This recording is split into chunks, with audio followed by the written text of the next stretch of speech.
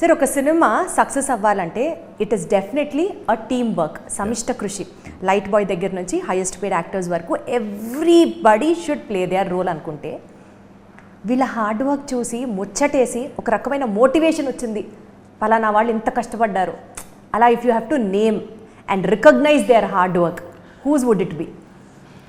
అంటే I chief టెక్నీషియన్స్ని కాసేపు పక్కన పెడతా, because I spoke lot about them. ఈ సినిమాకి పనిచేసిన ఆల్ ద అసిస్టెంట్ డైరెక్టర్స్, నా టీం కానీ, ఎంత పని అంటే పాత్రలు ఎక్కువ, వాళ్ళ కాస్ట్యూమ్స్, వాళ్ళ మేకప్, దేర్ కంటిన్యూటీస్. ఒక్కో సీన్లో 10 మంది 15 మంది ఉంటారు.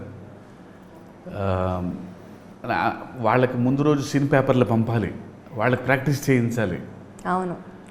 అండ్ వాటర్ సీక్వెన్సెస్ అప్పుడు మేకప్లు వేయాలి, యాక్షన్ అప్పుడు బ్లడ్ కంటిన్యూటీస్ చూసుకోవాలి. And I don't have a big team, my assistants are around 7 to 8 people or 9. వీళ్ళు ఈ సినిమా మొత్తం హ్యాండిల్ చేయగలిగారు. వెరీ టఫ్ అది. One of the best departments I have ever seen, my direction department. And art assistants అసలు పాపం నీళ్ళు waves వాళ్ళు కనపడరు, షార్ట్కి ముందు వేవ్స్ కొడతా ఉండాలి పాపం. ఆ వేవ్స్ ఈవెన్గా ఉండాలి, ఫాగ్ వేయటానికి డ్రై ఐస్ వేయాలి, రెడీగా ఉండేవాళ్ళు పాపం. అంటే ఎంత పని అంటే అసిస్టెంట్స్కి సినిమాలో, beat camera assistants, set assistants.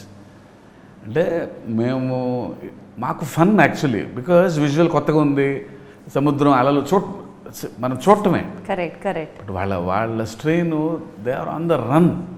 ఒక సంవత్సరం పాటు పరిగెత్తూనే ఉన్నారు. అలాగే సినిమా అయిన తర్వాత ఒకసారి అందరిని కూర్చోబెట్టుకొని I have a detailed discussion వాళ్ళతో కూడా, అందరిని కలిపి ఒక ఇంటర్వ్యూ చేద్దాం.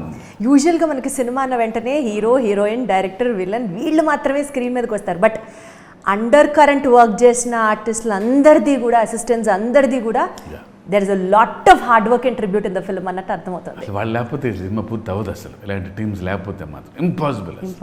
Got it sir.